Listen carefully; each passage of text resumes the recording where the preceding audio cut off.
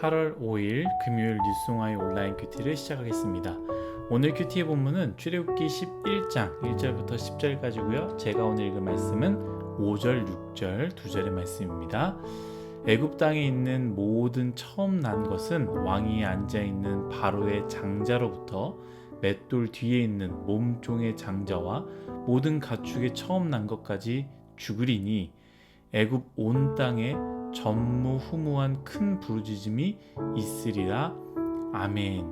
오늘 여러분들과 함께 마지막 경고, 마지막 은혜, 마지막 경고, 마지막 은혜라는 제목으로 큐티를 나누도록 하겠습니다. 샬롬. 오늘도 말씀으로 시작하신 여러분 주님의 이름으로 축복합니다. 오늘 말씀은 10가지 재앙, 마지막 재앙의 직전의 마지막 경고의 말씀입니다. 하나님은 참 좋으신 분이십니다. 사실 그대로 심판하셔도, 경고하지 않으시고 그대로 심판하셔도 심판당하는 이는 할 말이 없는데요. 하나님은 마지막 경고를 주셨다라는 것이죠. 하나님은 참 좋으신 분인 것 같습니다. 하나님의 성품은요, 여러분 사랑입니다. 고린도전서 13장 이 말씀을 보면요, 사랑장이라고 하는데 바울이 사랑에 대해서 설명하는 부분이거든요. 가장 먼저 사랑에 대해서 어떻게 설명하느냐? 사랑은 오래 참는 것이라고 이야기합니다. 아이를 키워보니 부모님의 마음을 헤아리게 되고요. 부모님이 저를 얼마나 사랑하셔서 얼마나 오래 참았는지를 제가 깨닫게 됩니다. 하나님은 우리가 잘못할 때마다 바로바로 심판하시는 분이 아니십니다. 오래 참으십니다. 우리가 베드로후서 큐티하면서 나누지 않았습니까? 주의 강림이 왜 이렇게 늦냐라는 질문에 대해서 사도 베드로는 하나님께서 사랑으로 오래 참기 때문이다 라고 말하지 않았습니까? 하나님은 기다리시고 또 기다리시는 것이죠. 지난주에 담임 목사님께서 조급함에 대해서 이야기를 하셨는데 딱 오늘 말씀과 같습니다. 어떤 것에 대해서 우리가 사랑한다면 오래 참고 기다려줘야 된다라는 것이죠. 우리 뉴스송아의 지체들 중에 제가 한 번씩 이야기를 나누고 그 사람들의 삶을 보면요, 조금 안타까운 사람들이 있습니다. 상황을 듣고 이야기를 들어보면 지금 좀 더 하나님께 집중하면 좋을 텐데, 지금 아르바이트 하는 것보다 그것은 잠깐 내려놓고 하나님께 은혜 받는 것에 힘쓰면 참 좋을 텐데, 힘을 다해서 사부 예배 드리면 좋을 텐데 라고 생각이 많이 드는데, 너무 무기력하게 쉽게 포기하고 돈을 선택하고 잠깐의 이익을 선택하는 모습을 볼 때마다 마음이 참 속상하고 때로는 화도 나죠. 그런데 그럴 때마다 하나님께서 나를 오랫동안 기다려 주셨다는 것을 생각해 보면, 이건 아무것도 아니구나 라는 생각을 하게 되면서 사랑으로 견디며 기다리는 것이죠. 성경 말씀에 아주 유명한 인물이 있습니다. 무엇으로 유명하냐? 바로 오래 산 인물로 유명한데요. 바로 무드셀라라고 합니다. 그 무드셀라라는 사람은요, 969세까지 가장 오래 살았습니다. 그런데 오래 산 이유가 무엇이냐? 이 이름의 뜻을 알게 되면 우리가 이해하게 되는데, 그 이름의 뜻은 창을 던지는 자, 곧 세상의 끝, 심판을 나타내는 이름이었다라는 것이죠. 그리고 그 이름의 뜻과 같이요, 무드셀라가 죽고 난 후에 무슨 일이 일어나느냐? 바로 노아의 홍수가 시작됩니다.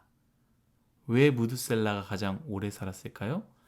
하나님은 그 심판을 미루고 또 회개하고 또 회개하기를 하나님께서 기다리셨기 때문에 무드셀라가 오래 살았다라는 것이죠. 성경을 보면 안타깝게 인생의 말미를 보낸 성경의 인물들이 있습니다. 그들의 특징이 무엇이냐? 끝까지 회개하지 않았다라는 공통점이 있습니다. 그런데 만약 그들이 회개했다면 어떻게 되었을까요? 회개를 했지만 하나님이 심판을 하셨을까요? 저는 절대로 그렇게 생각하지 않습니다. 만약에 다윗을 죽이려 했던 사울이 마지막에 눈물로 회개했더라면, 예수님을 팔았던 가룟 유다가 하나님 앞에 통곡하며 자기의 죄를 용서를 구했다면 그들의 인생은 어떻게 되었을까요? 이와 마찬가지로 오늘 말씀에 나오는 애굽의 바로 왕이 마지막 심판의 경고를 듣고 눈물로 회개했다면, 자신의 교만을 하나님 앞에 겸손하게 고백하며 나왔다면 하나님은 어떻게 하셨을까요? 저는 출애굽기의 스토리가 완전히 달라졌을 거라 확신합니다. 죄를 회개하는 자는 하나님이 반드시 용서하십니다. 진심으로 하나님께 회개하는 자는 하나님은 반드시 용서하시고 새로운 길을 주십니다. 그것이 바로 하나님의 마음이기 때문입니다. 하나님은요, 오늘 말씀에도 변함없이 경고하신 것이죠. 물론 마지막 경고입니다. 이제는 정말 가득 찬 것이죠. 그럼에도 바로 심판이 아니라 말 그대로 경고인 것은 지금이라도 돌아오라 라고 하나님께서 말씀하시는 것 아니겠습니까? 에스겔 18장 23절에 이런 말씀이 있습니다. 얼마나 은혜가 되는지 모릅니다. 주 여호와의 말씀이니라, 내가 어찌 악인이 죽는 것을 조금인들 기뻐하랴. 그가 돌이켜 그 길에 떠나 사는 것을 어찌 기뻐하지 아니하겠느냐. 아멘. 하나님은 어떤 극악무도한 악인이라도 그 악인이 죽는 것을 조금 더 기뻐하시는 분이 아니다라는 것이죠. 저는 오늘 큐티의 제목을 마지막 경고, 마지막 은혜라고 정해보았습니다. 여러분, 하나님의 경고 무섭지요? 얼마나 무섭습니까?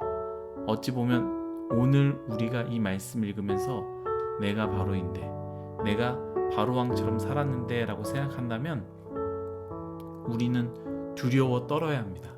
그러나 하나님의 말씀은 바로 경고가 하나님의 은혜임을 우리는 기억해야 됩니다. 물론 바로는 마지막 그 경고를 받아들이지 않았습니다. 마지막 그 은혜를 거부했다라는 것이죠. 끝끝내 그가 원하는 대로 살았습니다.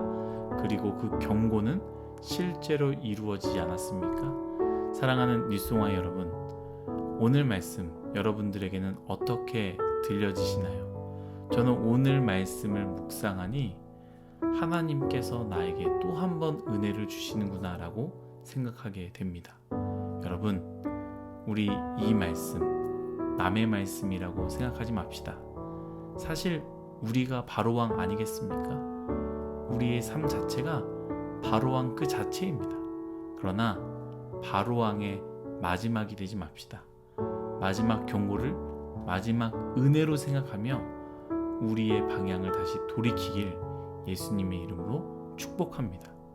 여러분들이 누구든, 여러분들이 바로이든 아니 더 이상으로 최악인 사람이라고 할지라도 마지막 경고를 은혜로 듣고 은혜의 기회로 삼고 돌이킨다면 우리는 사는 것입니다.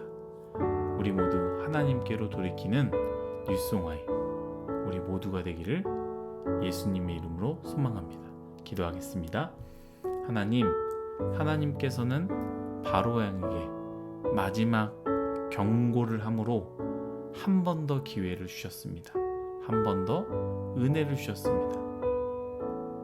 하나님, 하나님의 경고가 하나님의 은혜임을 기억하며 그 경고를 받아들여 우리의 삶을 돌이키는, 다시 하나님께로 나아가는, 죄를 회개하고 하나님께 울부짖는 우리 모두가 되게 하여 주옵소서. 그리하여 하나님이 기뻐하시는 아름다운 인생이 될 수 있도록 은혜 내려 주옵소서. 감사하며 예수님의 이름으로 기도드렸습니다.